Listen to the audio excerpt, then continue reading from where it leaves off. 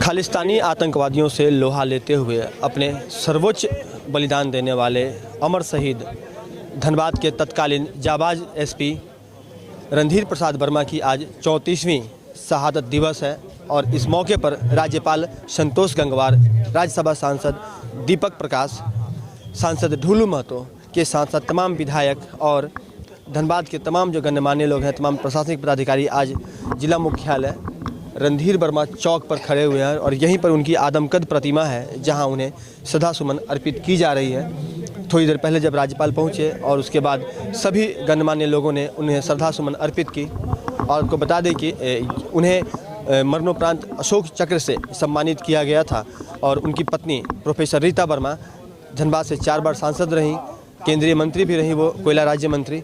और आज का जो यह कार्यक्रम है कहीं ना कहीं उनके शहादत को याद करने के लिए आयोजित है और कहीं ना कहीं जिस तरह से उन्होंने अपनी सर्वोच्च जो बलिदान है वह देने का काम किया, आतंकवादियों से लोहा लेते हुए आतंकवादियों को मार गिराया, बावजूद उनकी गोली से वे शहीद हुए, तो एक प्रेरणा देने का काम करती है कि एक IPS जो है वो यह परवाह नहीं करता कि उसके साथ में उसका बॉडीगार्ड है अथवा नहीं, उसका गार्ड है अथवा नहीं, वह स्वयं नेतृत्व करने की क्षमता रखता है। थोड़ी देर बाद जब हम राज्यपाल और जो तमाम अतिथि पहुंचे हुए हैं उनसे बात करने का प्रयास करेंगे कि उन्होंने उनके श्रद्धासुमन अर्पित करने के बाद उनके लिए क्या कुछ कहा है, सुनाते हैं हम आपको।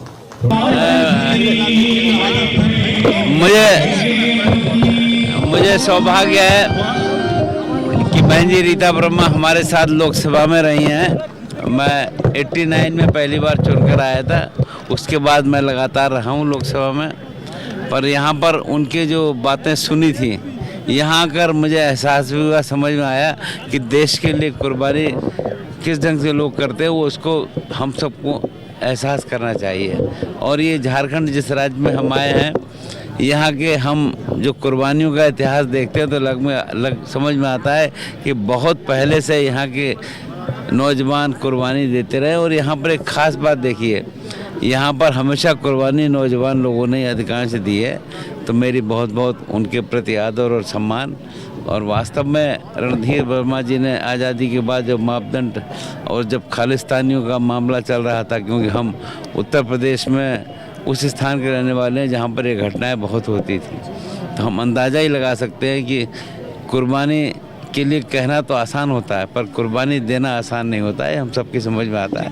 तो मैं इनके प्रति अपनी श्रद्धांजलि देता हूं। एक ऐसे राष्ट्रभक्ति जिन्होंने अपने जीवन की आहुति देने का काम किया देश की एकात्मता और अखंडता को बचाए रखने के। एक ऐसे जाबाज पुलिस अफसर थे, जब देश के दुश्मन खालिस्तानी आतंकवादी बैंक में डकैती करके आप देश को कमजोर करना चाहते थे, उस वक्त कोई जाबाज अफसर अपनी जान की परवाह न करते हुए उन आतंकवादियों को मार गिराने का काम किया और अपने आप को देश के लिए समर्पित करने का काम किया, बलिदान देने का काम किया।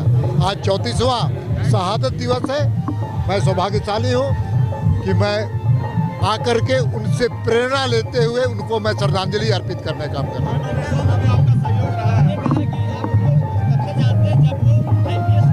मैं मेरे बाल्यकाल में जब उनके साथ रहने का मुझे मौका मिला, सौभाग्य से जहाँ रांची में उनका पिताजी का घर है, उसी के बगल में मैं भी बचपन गुजारा हूँ।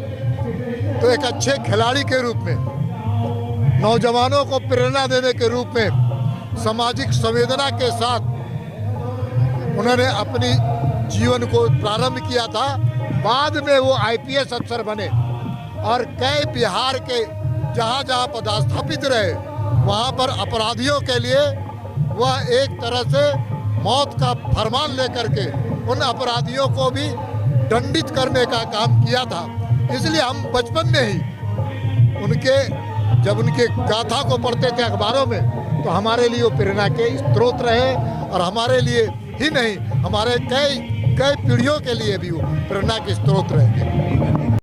देखिए, रणधीर प्रसाद वर्मा जी की शहादत या खास करके आज के दिन में और युवाओं के लिए ये प्रेरणा का काम करता है। रणधीर प्रसाद जी की यहाँ पे जो आदमकद प्रतिमा है, कोई भी युवा निकलता है तो इस प्रतिमा को देख करके उसके अंदर एक संकल्प की भावना उभरती है। और जिस प्रकार से रणधीर प्रसाद वर्मा जी ने कर्तव्य की बलि वेदी पर अपने आप को झोंक दिया, यह याद करने की बात है, न केवल युवाओं के लिए बल्कि मैं तो कहता हूं कि तमाम प्रशासनिक पदाधिकारियों के लिए, कि किस प्रकार से जीवंत पदाधिकारी थे रणधीर प्रसाद वर्मा। वे केवल कार्यालय और घर वाले तक सीमित करके अपने आप को उन्होंने नहीं रखा था, आम आदमी से जुड़े हुए थे। गरीब, मजदूर, शोषित, पीड़ित, दलित, वंचित, खिलाड़ी हो, बुजुर्ग हो, युवा हो, सब लोग जानता था कि रणधीर प्रसाद वर्मा हमको बहुत मानते हैं। जो उनसे मिलने जाता था वो निकल के बोलता था, कितना भी आक्रोशित होकर गया हो, सबसे मिलते भी थे।